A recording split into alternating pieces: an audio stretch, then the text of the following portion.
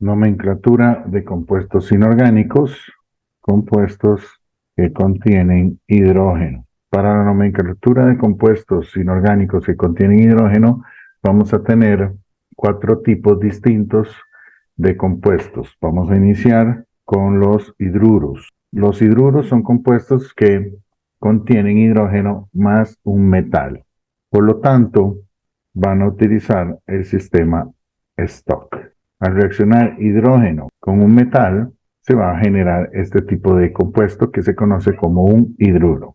El hidrógeno es un elemento diatómico y este reacciona con un metal. Vamos a elegir un elemento del grupo 1 de elementos representativos como el potasio. Y en este se nos va a generar el hidruro metálico, en donde el hidrógeno es un elemento más electronegativo y por lo tanto van a estar del lado derecho del compuesto y el elemento metálico del lado izquierdo del compuesto. El potasio, al ser un elemento del grupo 1, va a tener un número de oxidación de +1 y el hidrógeno va a tener un número de oxidación de -1. Cabe recalcar que es una de las pocas ocasiones en donde el hidrógeno va a tener un número de oxidación negativo, en este caso -1. La mayoría de veces va a ser +1, pero no en este caso. A la hora de nombrar este hidruro, este tipo de compuesto por el sistema Stock, el nombre del compuesto va a comenzar siempre con la palabra hidruro y posteriormente la preposición de y el nombre del metal. Si el elemento es de transición y posee más de un número de oxidación, es necesario indicarlo en números romanos. Esto como regla del sistema Stock. El potasio no es de este caso. Entonces el nombre del compuesto queda como hidruro de potasio. Repito, tanto el potasio tiene un número de oxidación de +1 y el hidrógeno de -1, se intercambian las valencias y por eso no posee ningún subíndice debajo, ni la K ni la H. Otro ejemplo, en el caso del calcio con el hidrógeno. El calcio, al ser un elemento del grupo 2, posee un número de oxidación de +2 y se lo traslada al hidrógeno. Y el hidrógeno tiene un número de oxidación de -1, le da el 1 al calcio. Por lo tanto, el compuesto queda de esta manera.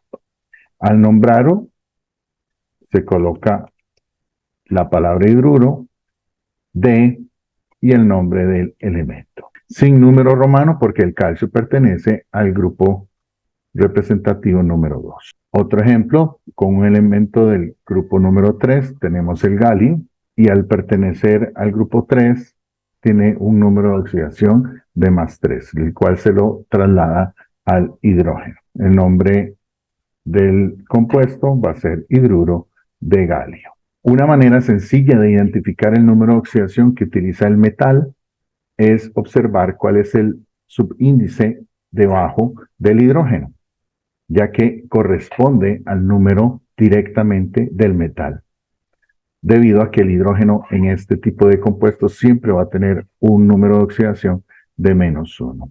Si el elemento es representativo, podría tener diferentes números de oxidación.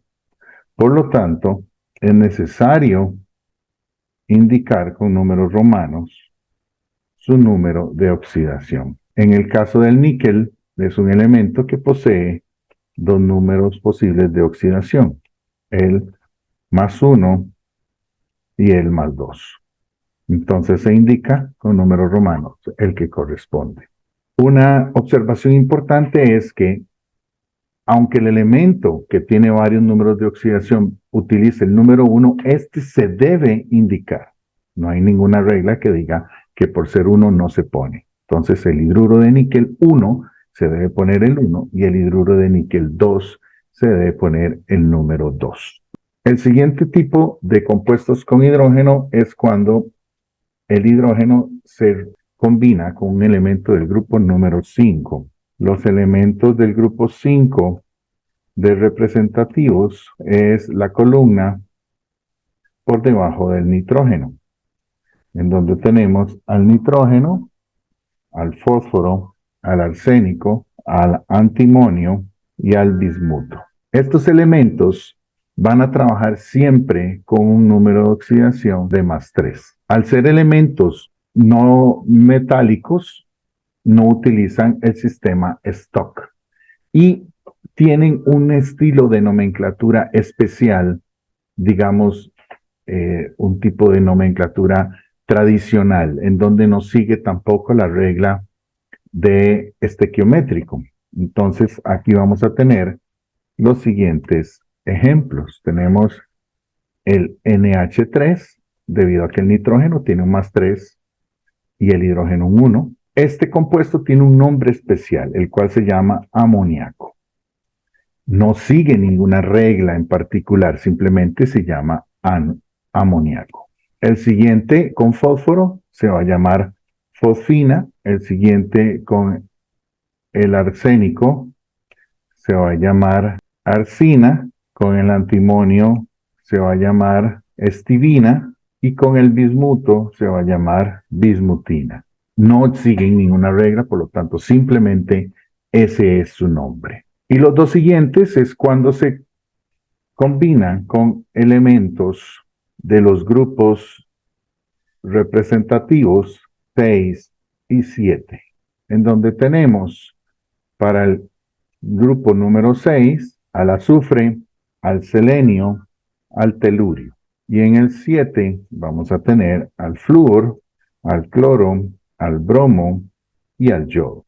Los elementos del grupo 6 van a tener un número de oxidación de -2 y los del 7 un número de oxidación de -1. En este caso, los elementos del grupo 6 y 7 son más electronegativos que el hidrógeno, por lo tanto el hidrógeno va a la izquierda. Entonces, en el primer caso vamos a tener con azufre, el azufre al ser del grupo 6 le da un 2, por eso es H2S. Estos elementos, estos compuestos se pueden presentar en dos maneras. Una de forma natural, que es en estado gaseoso, que se coloca una G como subíndice del azufre, y la otra debido a un proceso de disolución que se disuelven en agua y van a presentarse en forma acuosa. Se debe colocar o indicar cuál es el estado en el cual se encuentra, ya sea gaseoso o disuelto en agua como acuoso. Esto va a influir directamente en su nombre, ya que si es gaseoso, el nombre del compuesto va a comenzar con la referencia al elemento y la terminación uro, y por último, la terminación de hidrógeno. En el caso, si es acuoso, va a comenzar siempre con la palabra ácido, la referencia del elemento y la referencia a que está en agua, con su terminación hídrico. Entonces sería ácido sulfídrico. Es el mismo compuesto, solo que uno en estado gaseoso, sulfuro de hidrógeno, y otro en disolución acuosa como ácido sulfídrico. Y esto aplica para todos estos elementos que están marcados del grupo 6 y del grupo 7. Entonces, en el caso del selenio, como también es del grupo 6, el número de oxidación es -2 y se le debe trasladar al hidrógeno.